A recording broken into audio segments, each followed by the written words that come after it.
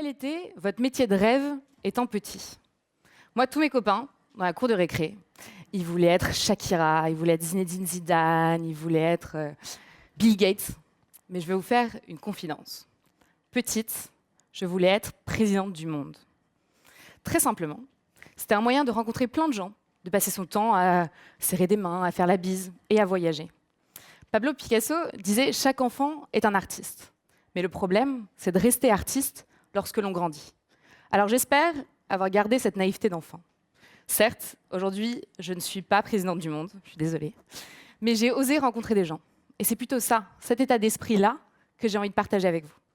Aujourd'hui, je suis entrepreneur de ma vie, plutôt que spectateur. Alors mon premier jump, ça a été la rencontre. Ces 3 hommes ont eu un impact énorme sur ma vie. Et pourtant, je les ai rencontrés sur Internet. Alors, levez la main. Est-ce qu'à 21 ans, vous seriez prêt à partir en tour du monde avec un inconnu rencontré sur Internet? Ok, quelques mains. Ok. Tout commence un 28 mars 2013.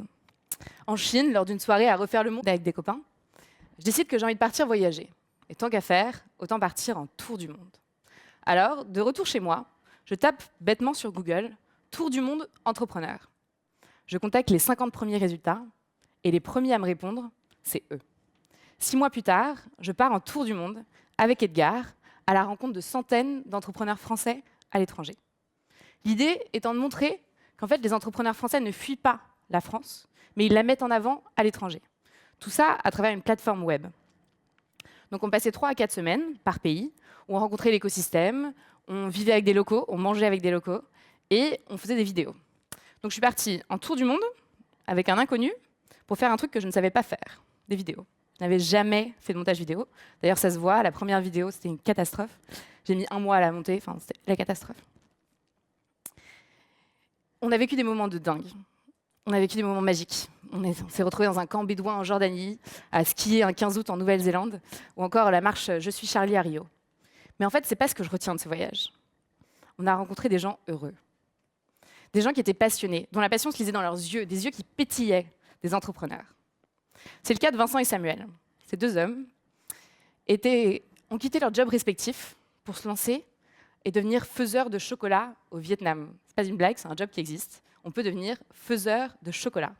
Et ils ont 20 employés, ils ont une usine et ils vivent de leur passion, de l'art de faire du chocolat. Et c'est ça que je retiendrai de mon voyage. Ou encore cette femme qui nous a dessiné dans un burger à Los Angeles. C'est Edgar et moi, comme vous pouvez le voir. Et c'était juste à travers une rencontre, un échange, elle est revenue en nous ayant dessiné sur du ketchup. C'est ces moments-là qu'on retient d'un tour du monde. C'est ces gens-là qu'on retient de voyage. Alors aujourd'hui, de retour en France, je retrouve mon cocon, je retrouve mes copains, je retrouve ma famille, etc. Comment garder cette magie du voyage? Surtout que l'écosystème français, parisien, on ne le connaissait pas du tout. On avait découvert une quinzaine d'écosystèmes à l'étranger, mais celui de Paris, pas du tout.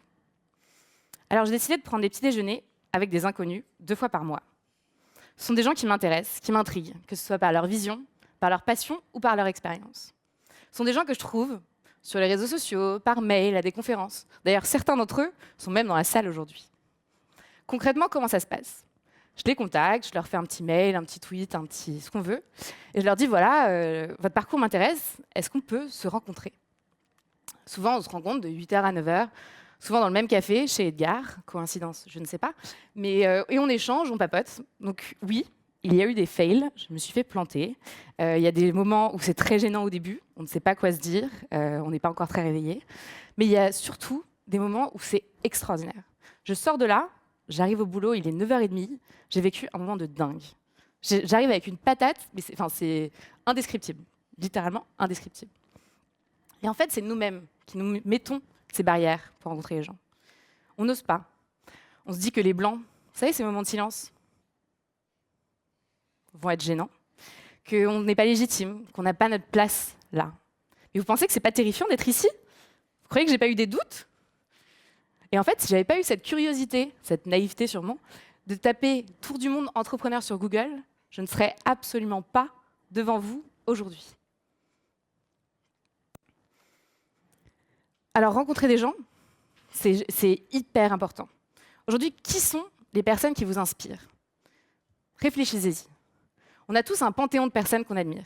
Des jeunes, des moins jeunes, des personnes fictives, des inventeurs, des politiciens, des entrepreneurs, des hommes, des femmes. C'est qui ces personnes-là? Je ne vous demande pas de contacter Barack Obama par un réseau social, quoique son équipe com vous répondra sûrement. Mais l'idée étant de tout le monde a été un inconnu à un moment donné.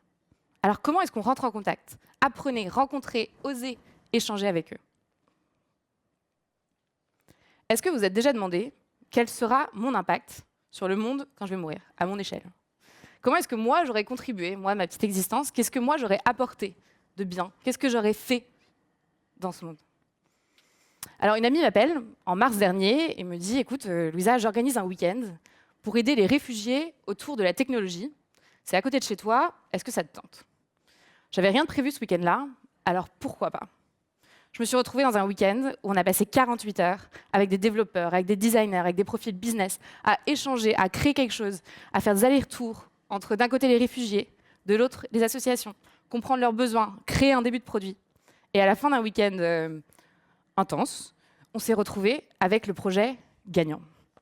Donc aujourd'hui, on lance, avec une équipe de 7 personnes, une plateforme pour améliorer la communication entre les associations et les réfugiés via l'envoi de textos centralisés. Alors, comment ça s'est fait? 2 choses. Un soupçon d'humain et un peu de curiosité, un peu de spontanéité. En fait, contribuer de manière désintéressée. Oser, c'est impacter la vie des autres, mais c'est aussi et surtout accepter de se laisser impacter. Moi, c'est cette expérience-là qui m'a construit, qui construit mes valeurs, qui construit qui je suis, qui construit tout ça. On connaît tous quelqu'un qui fait quelque chose qu'il n'aime pas, qui se réveille le matin, qui n'est pas content d'aller au boulot.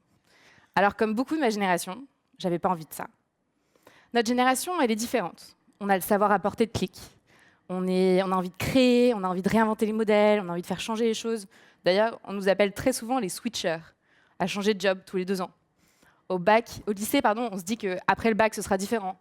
En école, on se dit qu'après l'école, ça va changer. Quand on a un job, on se dit que ouais, on changera peut-être. Mais pourquoi? Personne ne le sait. Personne ne le sait à votre place. Alors, j'ai jumpé le pas. J'ai sauté le pas. Aujourd'hui, je crée ma boîte avec ces 2 hommes. J'apprends d'eux tous les jours.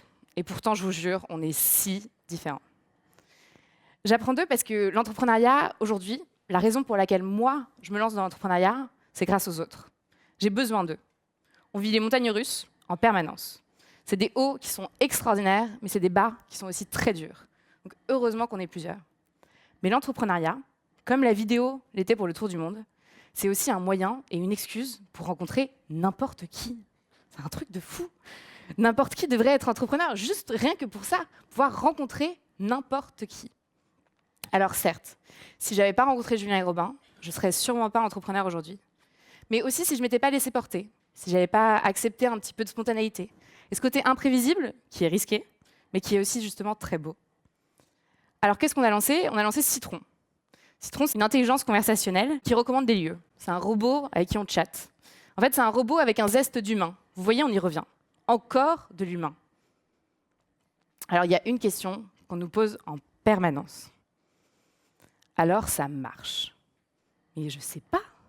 Je ne sais pas si ça marche. Oui, non, peut-être, j'espère, un jour, j'en sais rien. Alors, j'ai ouvert le dictionnaire, et il y a 3 définitions à ça marche. Petit 1, succès. Petit 2, carrière bien menée. Et petit 3, jeu de cartes solitaire. Pas tout à fait ma vision de la réussite. C'est hyper réducteur. Alors j'ai demandé aux centaines d'entrepreneurs qu'on a rencontrés autour du monde quelle était leur vision de la réussite. Chacun avait des visions complètement différentes.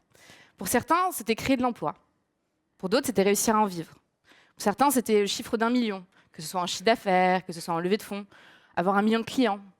Pour d'autres, c'était des choses beaucoup plus simples, comme réussir à expliquer à ses grands-parents ce qu'on fait, ou alors réussir à sortir du lit tous les matins. En fait, chacun a sa vision de la réussite. Mais une chose est sûre, la réussite n'est pas un accident. Et l'échec est souvent, voire toujours, dû à un manque d'humain. Alors Citron, est-ce que ça marche? Je ne sais pas. Ce que je sais, c'est que je m'éclate, que j'apprends plein de choses en permanence. Et en fait, ça me suffit. Aujourd'hui, en tout cas, ça me suffit. Vous le reconnaissez? On en connaît tous un comme ça. On connaît tous un Sid. Vous savez, le paresseux dans l'âge de glace. Quelqu'un qui dit « Demain, je ferai ça », qu'il ne fait jamais. « Demain, je vais changer de job », mais qu'il ne fait pas. Quelqu'un qui dit « Je rêve de rencontrer Nanan », mais qu'il n'a jamais fait. Alors faisons en sorte de ne pas être Sid et jumpons le pas. Merci.